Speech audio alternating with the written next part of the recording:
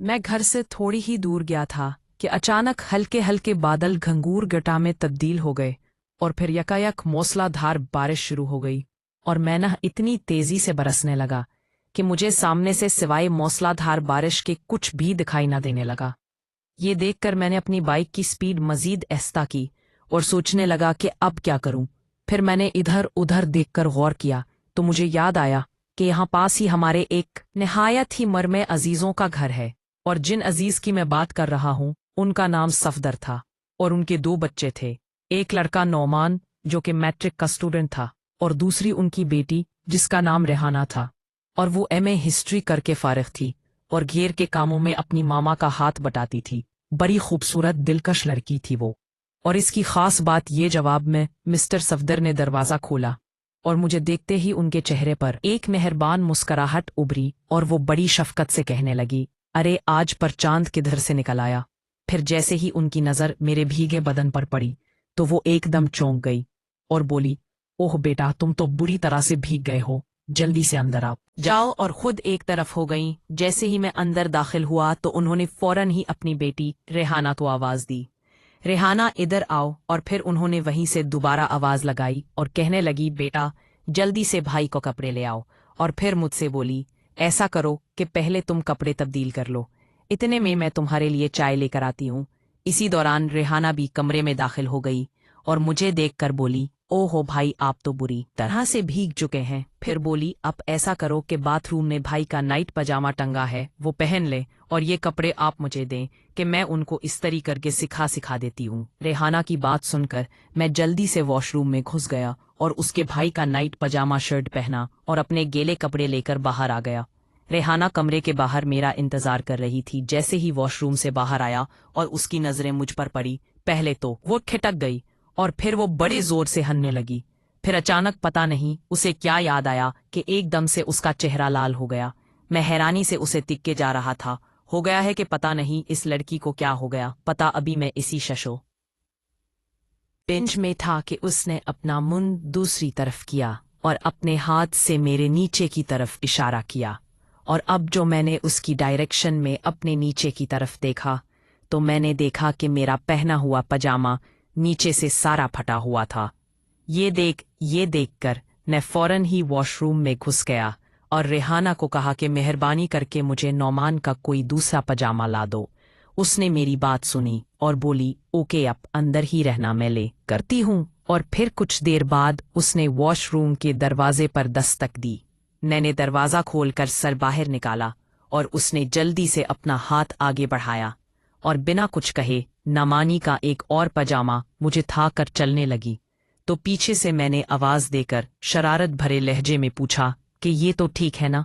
मेरी बात सुनकर उसने मुड़कर मेरी तरफ देखा और मुस्कुराकर बोली, जी ये ठीक है।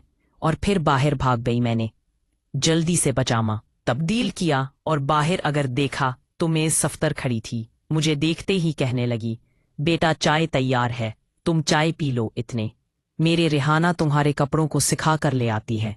मैं कुर्सी पर बैठ गया और चाय पीने लगा और उसके साथ साथ मिसेस संदर के साथ हल्की फुल्की गपशप भी लगाता रहा। उसी दौरान रेहाना भी मेरे कपड़ों को सिखा कर ले आई थी और मेरे सामने कपड़े रखकर वो भी बैठ गई और हमारी गपशप में शामिल हो गई।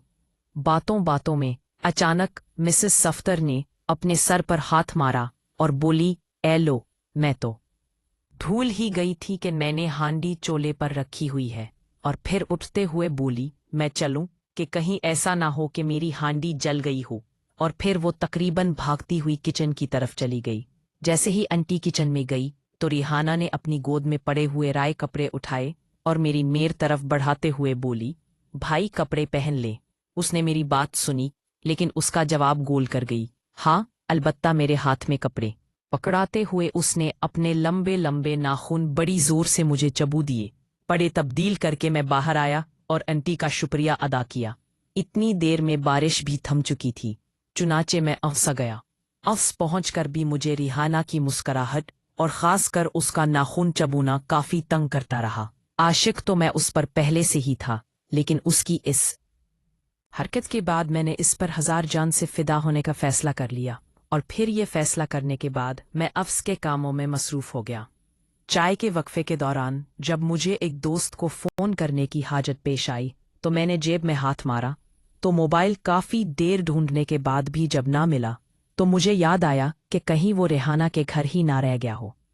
ये सोच आते ही मैंने लाइन नंबर से रेहाना के घर फ़ोन किया तो इत्तेफाक से फ़ोन रेहाना ने ही उठाया और मेरे पूछने से पहले ही वो कहने लगी, जनाब आपका मोबाइल तो बहुत बचता है।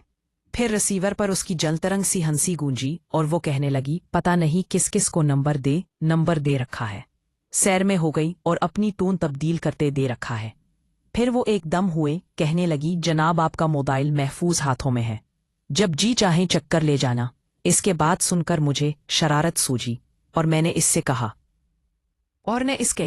रेहाना जी मुझे मालूम है कि मेरा मोबाइल महफूज हाथों में है, लेकिन आपसे गुजारिश है कि, और इतना कहकर चुप हो गया। तो मैंने रिसीवर पर उसकी आवाज़ सुनी, वो कह रही थी, जी बोलिए क्या गुजारिश करनी है। तो मैंने कहा, वो जी गुजारिश ये करनी थी कि मोबाइल का पासवर्ड बता रहा हूँ। मैंने उसे पासवर्ड बता दिया और फ़ोन बंद कर दिया।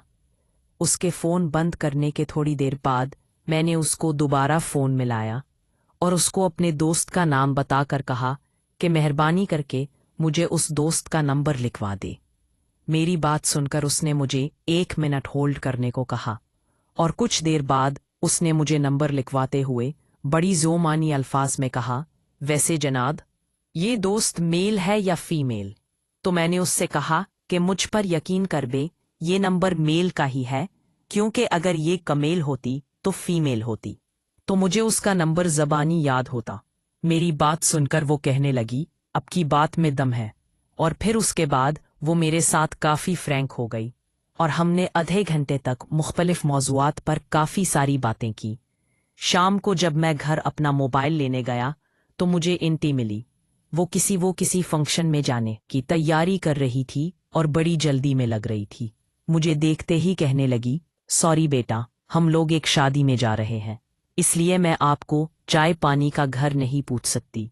हाँ, आपका मोबाइल रेहाना के पास पड़ा है, जा कर इससे ले लो। और खुद जल्दी से वॉशरूम में धंस गई। आंटी की बात सुनकर मैं रेहाना के कमरे की तरफ गया तो उसे बंद पाया। मैंने दस्तक देने से पहले वैसे ही हैंडल घुमाकर देखा तो खुला हुआ था।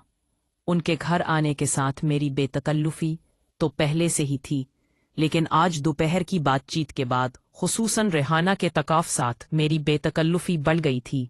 इसलिए मैंने दरवाज़ा खोला, मौला और बेबाहर तड़क अंदर दाखिल हो गया। अंदर दाखिल होकर देखा तो कमरे में रेहाना मौजूद ना, लेकिन उसकी ड्रेसिंग पर मुझे अपना थी मोबाइल पड़ा नजर आ गया।